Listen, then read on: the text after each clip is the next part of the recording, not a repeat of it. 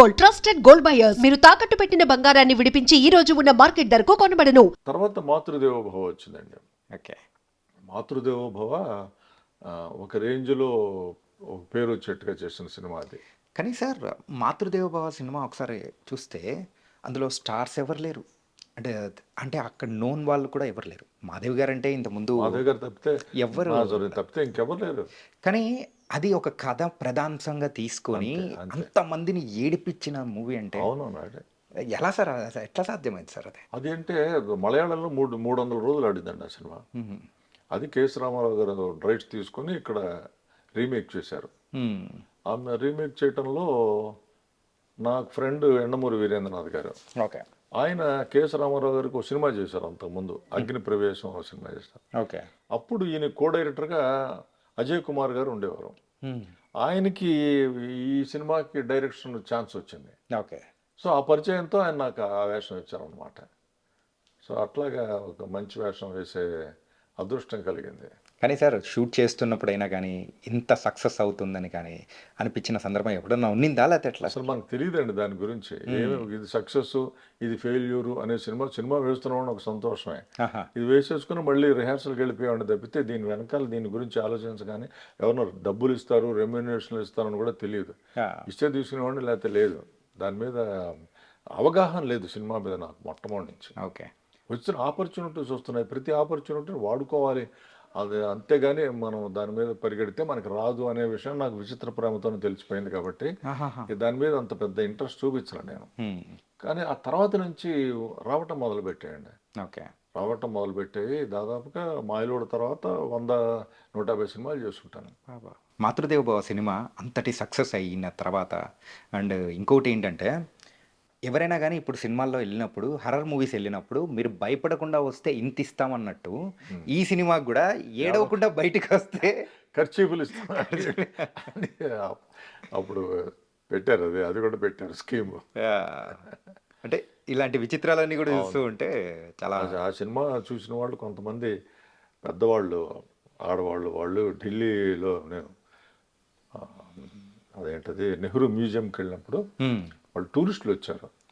టూరిస్టులు వచ్చి నన్ను గుర్తుపట్టి వాళ్ళు అందరూ దండాలు పెట్టారు. వచ్చి కాళ్ళకి దండాలు పెట్టడం. ఏంటమ్మా అంటే మేము మాతృదేవోభవ చూశాను ఆయన. ఆ పిల్లలు బాగుపడడానికి వాళ్ళకు ఒక దారి చూపించావు నువ్వు చూడు, జీవితంలో కూడా అలా చెయ్యని నన్ను దీవించి వెళ్ళారు వాళ్ళు. Okay. So remarkable memory. Jandhyala గారి మూవీస్లో మ్యాక్సిమం అప్పుడు మీరు చేసినట్టే కదా సార్?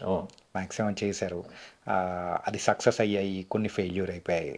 కానీ what's a success secret sir Jandhyala గారిది? ఏంటంటే ఇప్పటికీ ఆ టైప్ ఆఫ్ కామెడీ కానీ ఎవరైనా కానీ రాయాలంటే అది ఎవరికి సాధ్యం కాదు. ఇప్పటికీ హాస్య బ్రహ్మ అంటే ఆయనే అన్నట్టు కూడా అంటుంటారు. అట్లా ఎట్లా సార్ అది సాధ్యం అయితే? ఎట్లాగంటే అంటే నేను అనుకున్న నా భావన ఏంటంటే, మీరు పాత సినిమాలు ఏమైనా తీసుకోండి, 10-15 ఏళ్ల క్రితం సినిమాలన్నీ కూడా ఫ్యామిలీ సెంటిమెంట్సే ఉండేవి. ఫ్యామిలీ సెంటిమెంట్ ఉన్న ప్రతి సినిమా సక్సెస్ అయ్యింది. ప్రతి సినిమా 100 days ఆడేది. మీరు చూసుకోండి ఎక్కడైనా సరే చరిత్రలో. ఓకే. ఫ్యామిలీ సినిమా ఎప్పుడైతే ఉందో ఈ కూర్చున్న ఆడియన్స్లో వాళ్ళు ఒక్కొక్క క్యారెక్టర్ని తనదిగా చూసుకుంటాడు, తనలో చూసుకుంటాడు. మా నాన్న ఇలా ఉండేవాడు, లేకపోతే నేను ఇట్లా చేశాను, నేను కూడా కాలేజీలో ఇట్లా చేశాను కదా అని వాడు అనుకుంటాడు.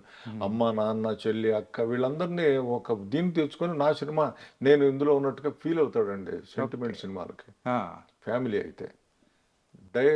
జంధ్యాల గారు చేసిన పని ఏంటంటే ఫ్యామిలీ సబ్జెక్ట్స్లోనే కామెడీ పెట్టారు. కామెడీ ప్రధానంగా ఫ్యామిలీ సెంటిమెంట్సే తీసుకున్నాడు ఆయన. చూడండి మీరు సినిమాలన్నీ అన్నీ మీకు ఆ క్యారెక్టర్లే ఉంటాయి, ఆ టైప్ ఉంటుంది, ఆ టైప్లోనే ఉంటాయి. మా ఇళ్లలో చూసే క్యారెక్టర్స్నే ఆయన చూసి స్టడీ చేసి పెట్టాడు అనమాట. ఓకే. అట్లా సక్సెస్ అయ్యాడు అతను. అది కాకుండా ఎప్పుడైతే ఫ్యాక్షనిజం వచ్చి ఆ కొట్లాటలు, ఎగిరిపోటాలు, కార్లు ఇవన్నీ వచ్చిన తర్వాత కొంచెం తగ్గింది. దీని మీదకి ఇంట్రెస్ట్ పెరిగింది కదా ప్రజల్లో, కొంత మార్పు వచ్చింది అప్పటికి. ఆ మార్పు ఎప్పుడైనా సరే మార్పు స్వాగతించాల్సిందే కాబట్టి దీనికి ప్రజలు అటు వెళ్ళారు. సార్ టీవీ ఇండస్ట్రీలో మీరు డైరెక్షన్ చేశారు అండ్ ప్రొడ్యూస్ చేశారు, కానీ సినిమా ఇండస్ట్రీ వైపు వచ్చేటప్పటికి మీరు డైరెక్షన్ కానీ ప్రొడ్యూసింగ్ కానీ ఎందుకు టచ్ చేయలేదు? అంటే 2 పాయింట్ అండి అందులో. ఒకటి, టీవీ సీరియల్ కానీ అవి చూస్తున్నప్పుడు కథ మనం ఒక బ్రివిటీ ఉన్నా లేకపోయినా చేసేస్తాం. ఆ కథ అట్లా చేయాలి కాబట్టి చేస్తాం. సినిమాకి వచ్చేప్పటికి ఇంత కథని ఇంతలో చెప్పాలి, ఆ గంటన్నరలో చెప్పాలి. పాటలు ఎక్కడ పెట్టాలి, పాటలు ఉండాలా వద్దా, ఇవన్నీ నాకు అవగాహన లేదండి అంత. ఓకే. అవి హ్యాండిల్ చేయగలం అనేటువంటి ధైర్యం రాలా. రెండో పాయింట్, ధైర్యం లేనప్పుడు ఎవరినో ఒక ప్రొడ్యూసర్ని మనం ముంచడం తప్పితే ఇంకేం ఉండదండి. అది యాక్సెప్ట్ చేస్తే ఎందుకు ముంచాలి మనం? అందుకని టీవీ సీరియల్స్ డైరెక్ట్ చేసుకున్నా కూడా నా సొంతంగా నేనే ప్రొడ్యూస్ చేసి నేనే డైరెక్ట్ చేసుకున్నాను. ఎన్ని చేశారు సార్ ప్రొడ్యూసింగ్ కానీ? నేను దూరదర్శన్లో 104 ఎపిసోడ్స్, అదే పేరుంది మర్చిపోయాను, 100 ఏళ్ల పంటకి 101 సూత్రాలని చేశాను. ఓకే. తర్వాత ఎస్విబిసికి వెంకటేశ్వర స్వామి మీద భక్త విజయం అని చేశాను 13 ఎపిసోడ్లు. ఓకే. అట్లా ఆ 2 నేనే ప్రొడ్యూస్ చేసి నేనే డైరెక్ట్ చేసుకుని, ఆ తర్వాత కొన్ని షార్ట్ ఫిల్మ్స్ తీశాను. ఇప్పుడు కూడా షార్ట్ ఫిల్మ్స్ తీస్తుంటాను. ఓకే. అది సరదా కోసం. అది మనదే కాబట్టి పెట్టుబడి తక్కువ కాబట్టి పెద్దగా నష్టం ఉండదు. ఒక ఇల్లు లేకపోతే పొలాలు అమ్ముకుని అంత నష్టపోం. ఓకే. అది అట్లాంటివి నాకు ఇష్టం అండి. అంటే మీరు ఒకటి చెప్పారు చూడండి సార్, ఏంటంటే విచిత్ర ప్రేమ తర్వాత ఒక ఎక్స్పెక్టేషన్స్ అనేది కూడా కంప్లీట్ వదిలిపెట్టేసి వచ్చింది ఆపర్చునిటీ గ్రాప్ చేసుకుంటూ వెళ్ళిపోవాలని. అలాగే ఇది అంటే ప్రొడ్యూస్ చేయకూడదు సినిమాల వైపు కానీ, నాకు నాలెడ్జ్ అంత లేదు అని ఏదైనా అని ఎవరినైనా కానీ ఒక ఉదాహరణ తీసుకొని అలా మీరు అనుకున్న సందర్భం ఏదైనా అట్లా కాదండి, నాకు స్వానుభవం. అంటే ఎలాగంటే 2-3 ఇన్సిడెంట్లు చెప్తాను మీకు నేను. ఓకే. ఒకటి, దాసరి నారాయణరావు గారు మంచి రైజులో ఉన్న రోజుల్లో ఆయన కూడా రంగస్థలం నుంచి వచ్చిన వారే. ఆయనకి రంగస్థల నటులు అంటే చాలా మందిని ఆయన కూడా ఇంట్రొడ్యూస్ చేశారు సినిమాకి. జంజాల గారు ఎట్లా చేశారు, ఆయన కూడా అట్లా చేశారు. ఆయన ఒక సినిమాలో ఏదో ఒక టెలిఫిల్మ్ చూశారు, కృష్ణమూర్తి కుక్కపిల్లని జంజాల డైరెక్ట్ చేసింది. అందులో కామెడీ వేషం వేశాను నేను. ఆ కామెడీ వేషం చూసి ఆయన టీవీలో చూశారట. ఒక సినిమా ఏదో దాని పేరు రాముడైతేనా సుమన్ గారు హీరో అందులో ఆఫర్ చేశారండి నాకు వేషం, విలన్ వేషం. 3 విలన్స్ ఉంటారు, 3లో నువ్వు ఒకడు అని చెప్పి నాకు చెప్పారు. చెప్పిన తర్వాత మెడ్రాస్ వెళ్ళాలి. అప్పుడు ఇండస్ట్రీ అంతా అక్కడ ఉండేది కదా. మెడ్రాస్ రావాలి నువ్వు, ఇక్కడ 10 రోజులు ఉంటుంది, మళ్ళీ నెక్స్ట్ షెడ్యూల్ 10 రోజులు ఉంటుంది అని చెప్పేసి అన్నారు. సరే వెళ్దాం అనుకుంటే వెళ్లే ముందు వారం రోజుల ముందే entire South Indian film industry స్ట్రైక్లోకి వెళ్ళిపోయింది. 4 భాషల్లోనూ ఎక్కడ షూటింగ్ అనేది లేదు, బంద్ చేసేసారు. సో మన బ్యాడ్ లక్ ఇది. కాబట్టి మన సినిమా మనది కాదు అనేది తెలిసిపోతుంది కదా, దానివల్ల అనేటువంటి ఒక డెసిషన్కి వచ్చాం. తర్వాత ఆయనే ఉసే రాములమ్మ అని సినిమా తీశారు.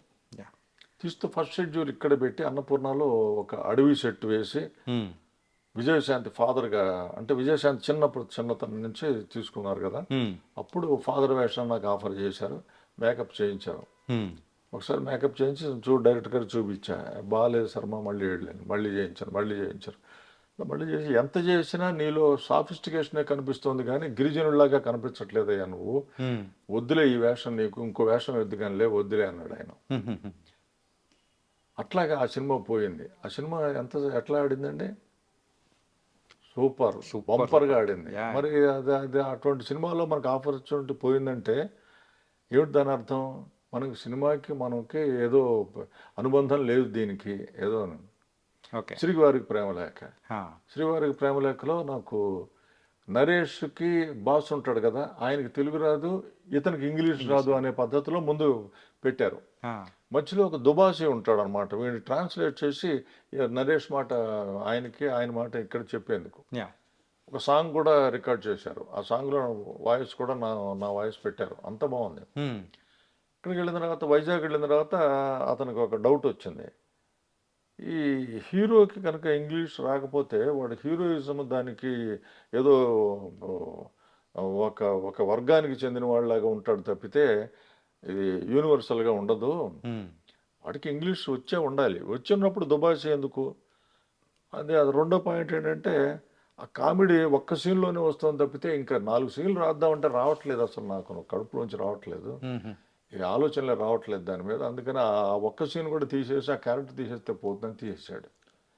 సో దీన్ని బట్టి అర్థం చేసుకోండి, ఇవ్వాలనుకున్న ఇద్దరూ కూడా ఆపర్చునిటీస్ ఇచ్చినా కూడా ఎక్కడ పోయాయి? ఇప్పుడు మన తప్పు లేదు, వాళ్ళ తప్పు లేదు, ఎట్లా పోయాయి మరి?